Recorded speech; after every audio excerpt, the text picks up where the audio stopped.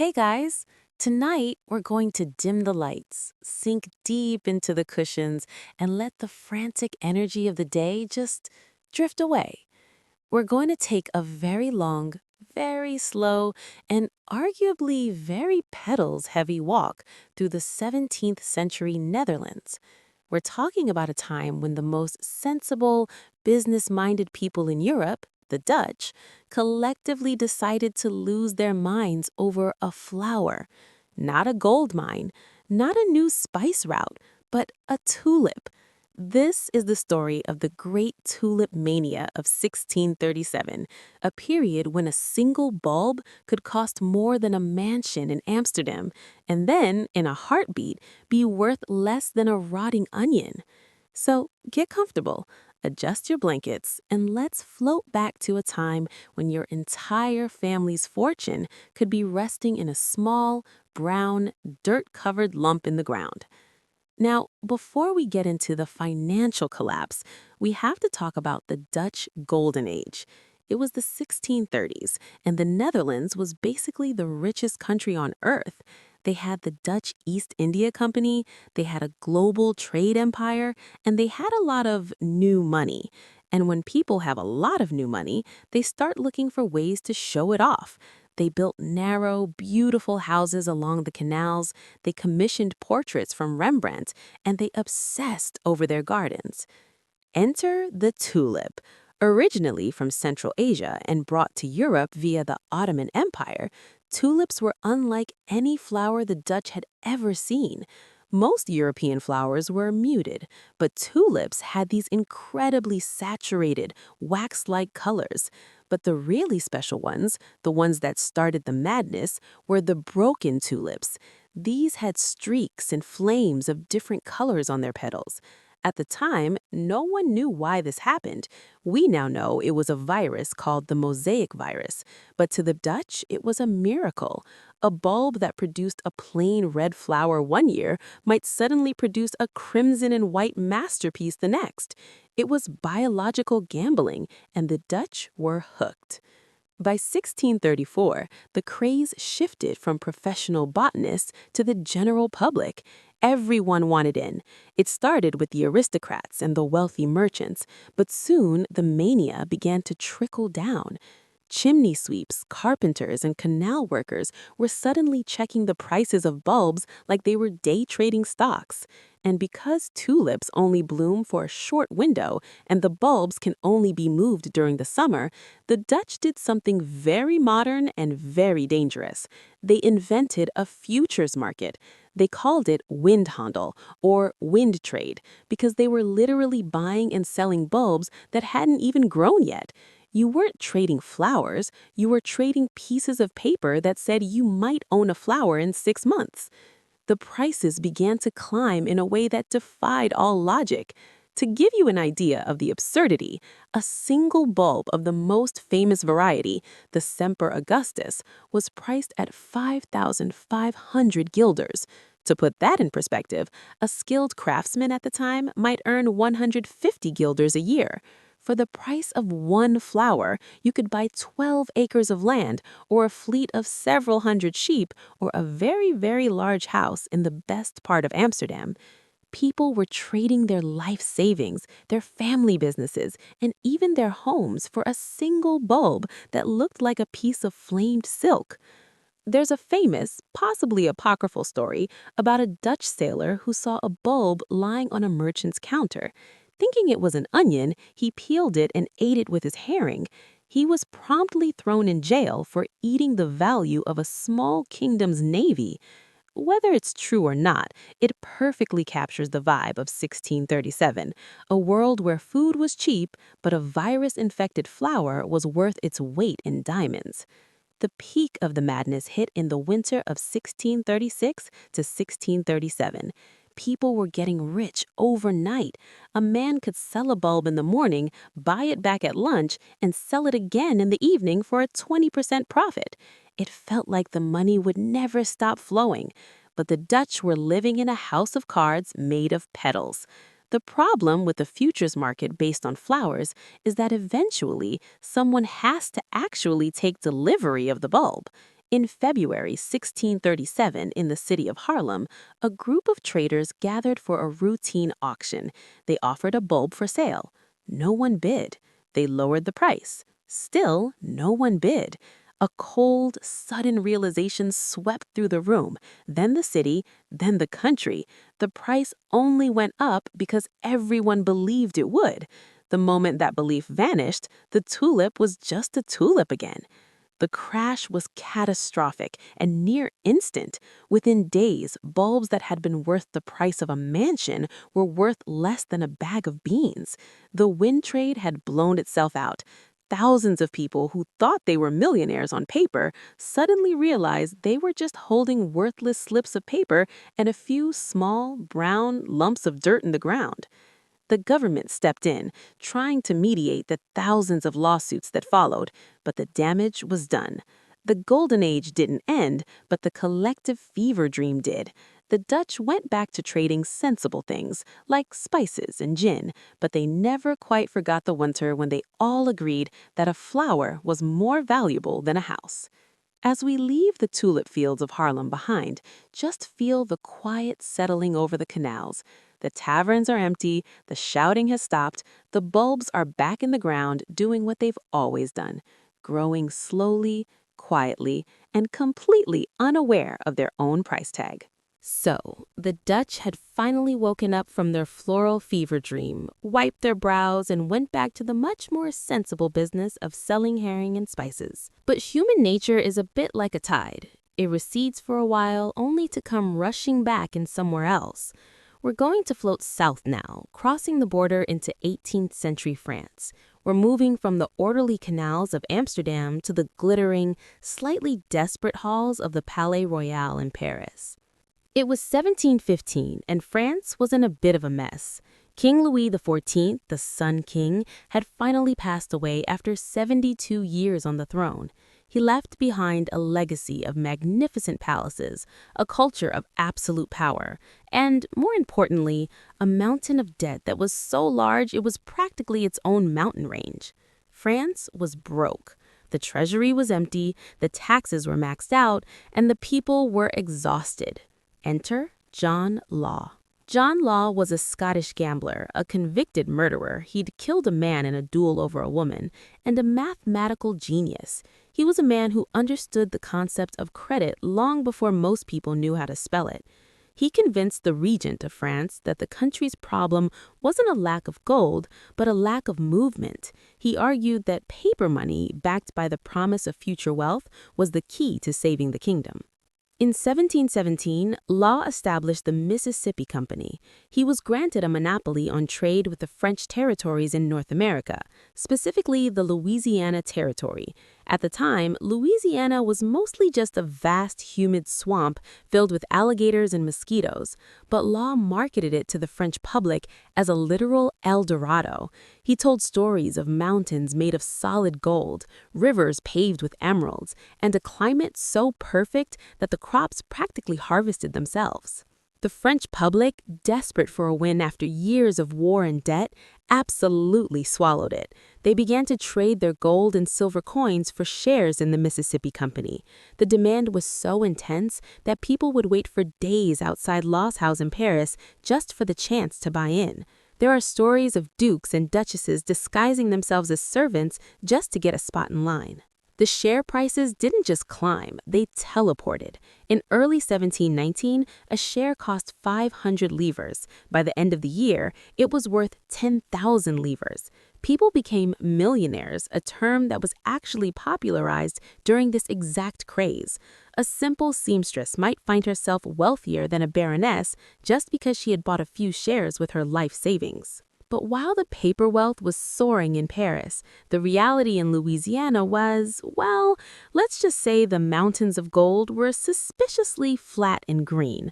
The company sent thousands of settlers to New Orleans, many of whom were recruited from prisons and hospitals, and they arrived to find nothing but heat, disease, and hostile terrain. There was no gold, there were no emeralds, there was just a lot of mud. John Law, sensing that the bubble was getting a bit thin, tried to keep the illusion alive. He printed more and more paper money to keep the share prices up. He even staged a parade in Paris where he hired thousands of beggars, gave them picks and shovels, and marched them through the streets, telling everyone they were miners heading off to harvest the Mississippi gold. But by 1720, the smart money started to get nervous. A few wealthy investors decided to turn their paper shares back into actual gold coins. When they went to the bank, they realized there wasn't enough gold to go around. The panic spread through Paris like a wildfire.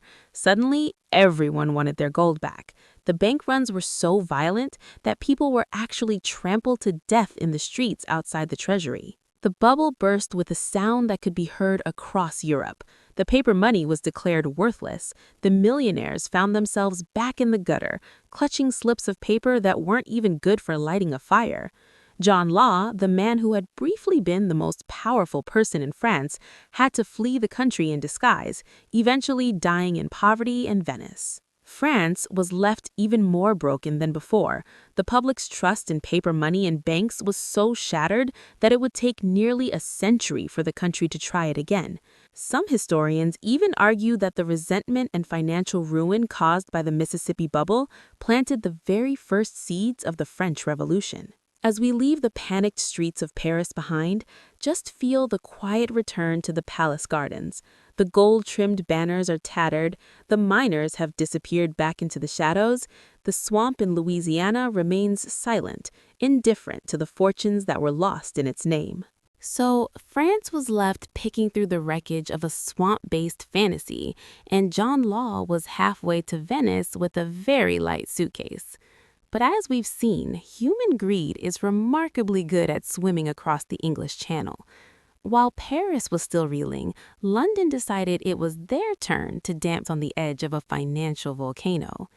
We're floating over the choppy waters of the Channel now, landing in the coffee houses of Exchange Alley in the year 1720. This is the story of the South Sea Bubble, the craze that proved that even the smartest man on Earth, Sir Isaac Newton, wasn't immune to the siren song of getting rich quick. The setup was strikingly similar to Law's scheme. The South Sea Company was granted a monopoly on trade with South America. On paper, it looked brilliant. South America was filled with Spanish gold, exotic goods, and untapped markets.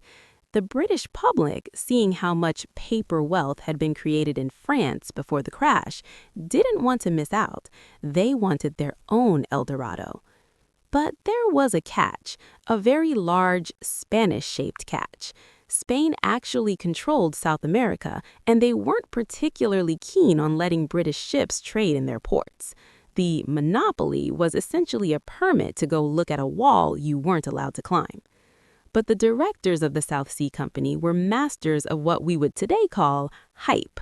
They didn't talk about the Spanish Navy, they talked about the piles of silver just waiting to be shoveled into British hulls. The company offered to take over Britain's national debt in exchange for government-backed interest. To make this work, they needed the price of their stock to go up, and boy, did it go up. In January 1720, a share was worth £128. By June, it hit £1,050. London went into a state of collective delirium. It wasn't just the professional traders in the city, it was everyone. Lords, ladies, clergymen, and even the king's mistress were pouring money into the stock. People were selling their ancestral estates and their family jewels to buy South Sea shares. It became a social requirement. If you didn't own South Sea stock, you were practically a hermit. The success of the South Sea Company gave birth to what historians call bubble companies. Seeing the madness, hundreds of other companies sprang up to catch the overflow of cash. Some were legitimate, but most were pure comedy. There was a company to build a wheel for perpetual motion. There was a company to import jackasses from Spain. There was even a company famously described as for carrying on an undertaking of great advantage, but nobody to know what it is. People actually gave that man their money. He took the deposits and disappeared by dinner time. But then, the gravity that Sir Isaac Newton had spent his life studying finally finally kicked in. The bubble reached its maximum tension in August 1720. The directors of the South Sea Company realized the price was unsustainable and began to quietly sell their own shares. Once the insiders started exiting, the confidence evaporated. The crash was a vertical drop. By September, the stock had plummeted back down to £175. Thousands of families were wiped out. People who had been millionaires in the spring were looking for work as servants in the autumn. Sir Isaac Newton himself lost £20,000, a massive fortune at the time. He famously remarked, "I can calculate the motion of heavenly bodies, but not the madness of people." The British government was paralyzed. The South Sea sufferers were everywhere, demanding justice. An investigation revealed a web of bribery and corruption that went all the way up to the top of the government. The Chancellor of the Exchequer was even sent to the Tower of London. As we leave the quiet, bankrupt manor houses of the English countryside, just feel the weight of the silence that follows a crash. The shouting in the coffee houses has faded into a low, mournful murmur. The undertakings of great advantage have all vanished into the fog of the Thames. Now, while the markets were crashing and the wealth of nations was dissolving into wind, the people sitting on the thrones were dealing with their own internal collapses. We're moving forward in time slightly into the late 1700s to look at a man who was often remembered for two things: losing America and losing his mind. But as we'll see, the story of King George III is less about madness and more about a tragic, lonely struggle against a body that was essentially poisoning itself. George III was, in many ways, the opposite of the bad kings we've discussed. He was deeply religious, he was famously faithful to his wife, Queen Charlotte, they had 15 children, and he was more interested in agriculture than in palace intrigue. They called him Farmer George because he loved to chat with peasants about turnip rotations. He was a decent man trying to be a good king in an impossible century. But in 1788, the first fit hit. It started with physical symptoms, stomach pains, joint aches, and a strange dark color in his urine, which modern doctors suspect was a sign of porphyria, a genetic blood disorder. But then the mind followed. The king began to talk and talk and talk. He once spoke for 24 hours straight without stopping until his voice was a ragged whisper and his mouth was foaming. He became convinced that he was surrounded by enemies. He would try to knight oak trees in the forest. He would greet people who had been dead for decades. For a man who valued order and dignity above all else, it was a living nightmare. He was the king of the most powerful empire on earth, yet he was being wrestled into a strait waistcoat by his own doctors. The medical treatments of the time were frankly more terrifying than the disease. The royal physicians, having no idea what was wrong, decided the best course of action was blistering. They would apply caustic chemicals to the king's skin to raise painful blisters, believing this would draw out the bad humors. They purged him, they bled him, and they kept him in isolation. There were periods of recovery, lucid intervals, where the king would return to his senses, realize what had happened, and be filled with an overwhelming sense of shame and sadness. He would apologize to his children and try to pick up the pieces of his government, only to feel the shadow of the malady creeping back over him months later.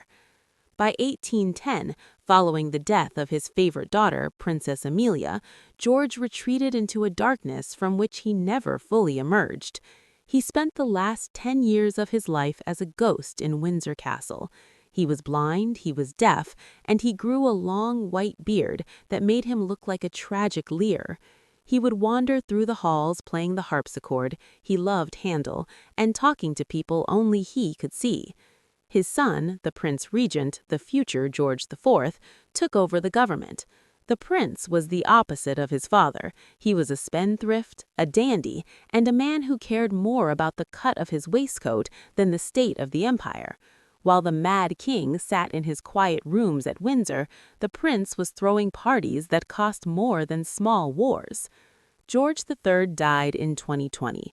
He had reigned for 60 years through the American Revolution, the French Revolution, and the rise of Napoleon. But in the end, his world had shrunk to the size of a single room and the sound of his own music. As we leave the corridors of Windsor, just feel the hush of the velvet curtains. The harpsichord has stopped. The farmer king is finally at rest, in a place where his mind can be finally still. So, we've seen the tulips crash, the Mississippi bubble burst, and a good king descend into a personal, silent darkness. But sometimes the tragedy isn't just about money or madness. Sometimes it's about genetics. We're going to float south now into the sun-drenched yet perpetually gloomy palaces of Spain. We're talking about the House of Habsburg, a family so dedicated to keeping their bloodline pure that they eventually bred themselves into oblivion, culminating in the man known as the Bewitched. This is the story of the infamous Habsburg Jaw and the tragic end of a royal dynasty. The Habsburgs were arguably the most powerful family in Europe for centuries. They ruled vast swaths of land, from Austria to Spain, and their motto was, "Let others wage war. You, happy Austria, marry." And marry they did. They married their cousins, they married their nieces, they married anyone with a Habsburg chin and a distant claim to the family tree. Because why introduce new genes when you have perfectly good existing ones right here in the family? This relentless inbreeding, a practice common among European royalty to consolidate power, had some very specific and visually distinctive side effects. The most famous was the Habsburg jaw, or mandibular prognatism. It was a severe underbite, so pronounced that the lower jaw jutted out, making it difficult to chew, difficult to speak, and, frankly, very difficult to look at. If you've ever seen a portrait of a Habsburg, you've probably noticed that perpetually open mouth, that long chin, and that look of quiet genetic suffering. And no one suffered more exquisitely than Charles II of Spain, who was born in 1661. Charles was the last of the Spanish Habsburgs, and he was basically a walking, talking medical textbook of everything that can go wrong when you marry your first cousin 8 times in a row. His father was Philip IV, who was his great-uncle. His mother was Mariana of Austria, who was also his niece. It was a family tree that looked more like a genetic hedge maze. Charles couldn't speak until he was 4. He couldn't walk until he was 8. He had a massive head, a bulbous nose, and the most extreme Habsburg jaw in the family's history. His tongue was so large that he could barely close his mouth, leading to constant drooling and making speech almost impossible. He was physically and mentally disabled from birth, kept alive by sheer force of dynastic will. Contemporaries described him as short, lame, impotent, bald, and epileptic. He was also incredibly sickly, plagued by illnesses his entire life. Yet, because he was the last male heir, everyone desperately wanted him to produce a child. He was married twice, first to Marie-Louise d'Orléans, who tried to cheer him up but died relatively young, then to Maria Anna of Neuburg, who was apparently terrified of him. Both marriages were childless, which, given Charles's condition, was probably a blessing for humanity. His court was a strange, silent place. The Spanish Habsburgs were famously formal, but with Charles, it was almost a desperate attempt to ignore the obvious. No one dared to comment on his appearance or his difficulties. He was the king, the bewitched king, as they called him, because his condition was so baffling that many believed he was literally cursed by evil spirits. He lived in the vast, cold monastery palace of El Escorial, a building his ancestor, Philip II, had built which was more a monument to power and piety than a comfortable home. In its dark, echoing corridors, Charles was less a king and more a relic. He was a symbol of a dynasty that had run out of blood, ideas, and even the basic ability to reproduce. When he died in 1700 at the age of 38, it sparked the War of Spanish Succession, one of the bloodiest conflicts in European history, because there was no direct heir. The Habsburgs of Spain simply winked out of existence, collapsing under the weight of their own genetic choices. It was a quiet, sickly end for an empire that had once stretched across the globe. As we leave the echoing, cold halls of the Escorial, just feel the quiet descent. The royal line has snapped, the jaw has closed for the last time. The long, slow genetic experiment is finally over. Subscribe if you love this kind of immersive historical storytelling. It's not just facts, it's feelings. Drop your current city and time in the comments. I love knowing who's sailing the night seas with me.